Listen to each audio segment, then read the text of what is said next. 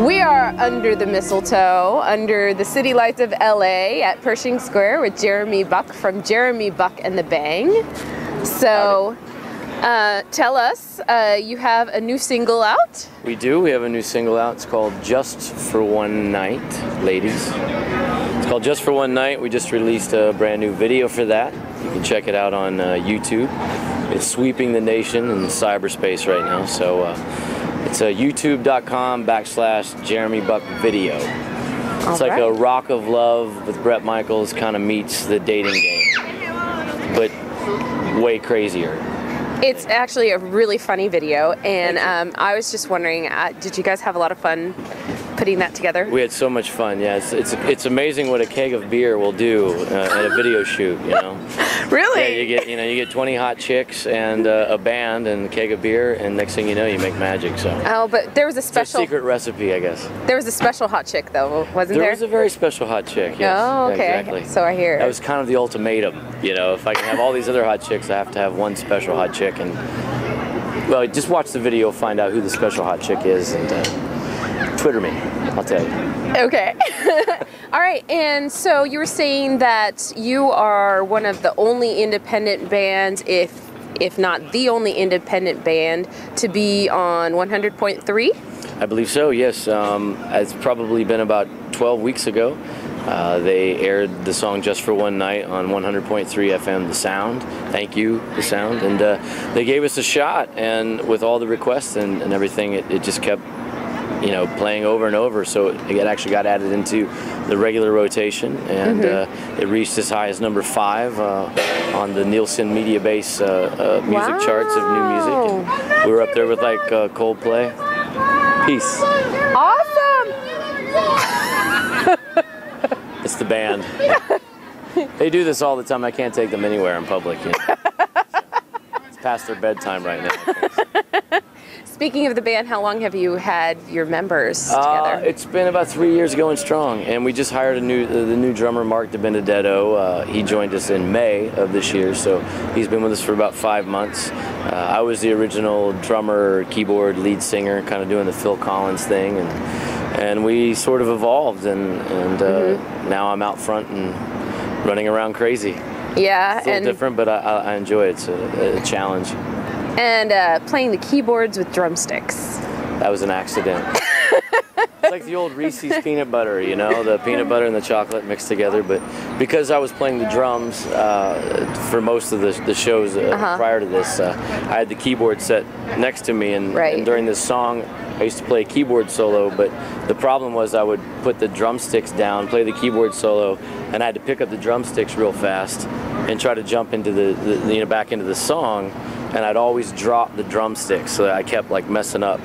And so one day I just decided to, why not try to play the key, you know, it's a percussion instrument anyway, really, so, and I started from that, and it sort of spawned a whole new, you know, technique, I guess. There's kids all over the country ruining their grand pianos in their living room right now with drumsticks, thanks to me. So it's thanks to you. Nice. Yeah. Parents are gonna make you pay. Yeah, exactly. Right. Exactly. And so, tell us about some of the other videos that you have on YouTube.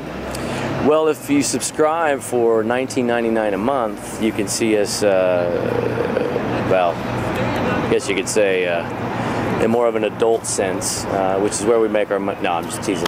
We have a lot of fun little videos. We have a video for a song called Take Me Away, which features the keyboard drumsticks, and it was actually shot by Bart Bischoff, who co-directed this recent video with us, Just for One Night, and we did that a while ago. And that was more of like, he shows up on a weekend, like, let's shoot a video. So we picked a couple locations, the Sunken City in San Pedro and the Dockweiler Beach, and illegally, I guess, maybe just hopped out there and rolled the camera, and he put it together, and it was kind of fun. Yeah, it was a lot of fun, but we really didn't have a concept for that. It was like point and shoot and dance around, and we'll see what we have. I think you can get away with a lot of crazy things at Dockweiler Beach. I think so, yeah. Yeah. Although we did get a parking ticket there, that's a whole other story. They found out the vehicle was stolen, and but that's a whole other story. And I feel another video coming on. Twitter me. I'll tell you. Yeah, exactly. It sounds like a movie, you know, that we're making right now. Yeah, and then like this Dreams one where you had Secret Stairway to Dreams. That was the very first video that we did. Joel Geist, our bass player and studio engineer, is also a videographer, and he put that video together. And it stars a little guy. The little guy, yeah, 2 Foot Fred. Tribute to Oingo Boingo or something, well, 2 Foot Fred, it was his very first video he ever did. He's in the Music Mafia with Big and Rich in the countryside in Nashville. But he did our video first, so Fred, if you're watching, you owe us, you know, because we gave you your start. So he's our drummer in that video, and then he flew back home, I think, that weekend and met John Rich in the airport, and John Rich picked him up, and now he's like super famous, and he forgets about us little folk, no pun intended, but yeah. But we love you, Fred. Hey, speaking of the little folk, tell us about Brandon Buck? Brandon Buck. Isn't that your brother? It is my brother. It is my brother. Doesn't he teach history? He does teach history. Yeah? Yeah, he teaches history, and is he here? Is he surprising me right now? No. Is this one of these like early Christmas presents? Is this like candid camera? No, I wish I was that good. Is Ashton Kutcher around here somewhere? I mean, what's going on now? I wish I was that good that I could produce your brother, but... Brandon Buck is an amazing brother, one of the best brothers besides my other brother, Donnie Buck. But Brandon lives in Arizona, and he just had a little baby girl, Parker, a year ago, and he's not pregnant, but his wife, Carrie, is pregnant with another one. So we're going home for Christmas, and we're going to see each other this time. But he's awesome. He's a baseball coach at Mountain Point High School in Arizona. And he's also won Teacher of the Year. He's a great teacher and just a great guy. I guess when the kids find out that his brother's in a band, they're probably gonna... I do get some emails. Hey, you know, your brother's my teacher. So we get some of that. It's kind of cool. I think that's cool. I used to be a teacher. Oh, really? So, yeah. Okay. Yeah. So I thought I think it's funny. world history and geography he teaches at Mountain Point. Cool. He's the head varsity baseball coach because we used to play baseball back in the day. Very cool. So I also heard that you used to open for Blues Traveler. How was that? We opened for Blues Traveler in Idaho, and it was our first trip there.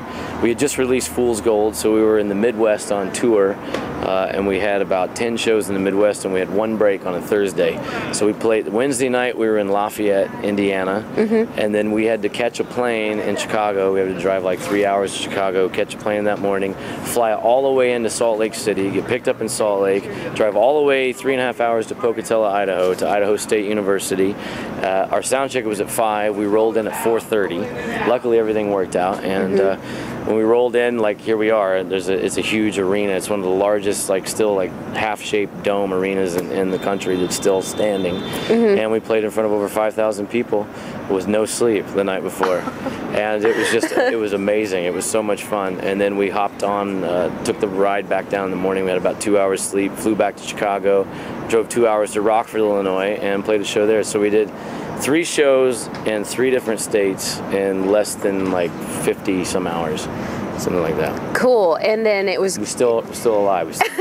How was it working with Blues Traveler? It was great. It was great. They were cool guys. We didn't get to talk to them a lot, but it was just awesome to have the opportunity, you know, to do that. And it opened up a huge door for us in Idaho. We have a rather large following in Pocatello. And you're huge in Idaho. We're huge in Idaho. Huge. Huge. Big in Japan, maybe? Yeah, we're huge in Japan too.